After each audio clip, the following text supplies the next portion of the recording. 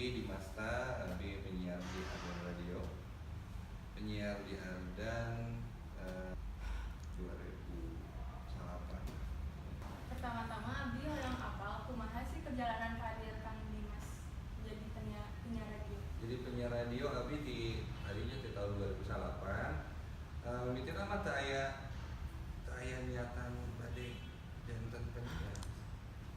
Teu aya. Jadi awalna mah di ada menang film gitu, justru ada film nyerat skenario kanggo film, kanggo drama, teater, kanggo kabaret sajalanna teras abi teh ditawaran ku Ardan Radio siaran gitu di tahun 2008 teh. Berarti awal nama sanes hoyong jadi penyiar radio. Awal nama entah, tapi awal nama memang di dunia entertainment lah, tapi di dunia film, di dunia teater gitu. Sampai ini masih nulis, net kemarin terus bayar tiap tahun juga masih. Nancy manya, ayo. Nancy nu di pohon eta, bunuh diri. Ayah gitu. Mau dipanggil ke sini nanti. Dimasukin ke sini. Kemampuan naon nu kudu aya di urang mun hoyong jadi penyiar radio? Kemampuan komunikasi, ngomong komunikasi bicara, nah, tapi eta mah bisa dipelajari sih. Tapi kemampuan eta teh memang yang harus aya gitu, komunikasi, ngobrol, ngomong segala kumaha, public speaking gitu. Kan abi teh resep public speaking gitu. Nah, tapi abi teh sok rada teu percaya diri jadi sok deg-degan. Ya. Halus atuh deg-degan, mun teu deg-degan mah. Kudu deg-degan tuh cocok gitu. Mun pas aya deg-degan modal. Ya wajar deg-degan, grogi lah namanya, eta mah wajar. Wajar we santai. Da soalnya memang awal-awal mah bisa karena biasa teh. Saya namanya Yogi. Abdi yang terang, cuma Iya tos terang.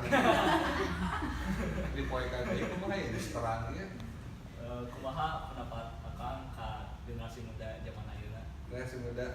Generasi muda zaman mah generasi HP, ya generasi sekarang milenials mah semua informasi bisa didapatkan di HP.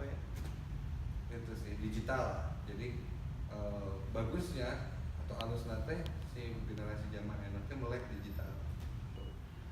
Jadi ya dunia digital, dunia smartphone dinamis, musik juga sekarang dengerin radio aja sekarang pakai handphone atau udah kurang banyak aja teman-teman boga HP tuh ngadengeun ada dina HP geus gitu. Carana meh apal ide kan sering gitu Ide cerita segala macam banyak nu ngomong aduh cerita naik mah itu kan maunya ya juri segala macam.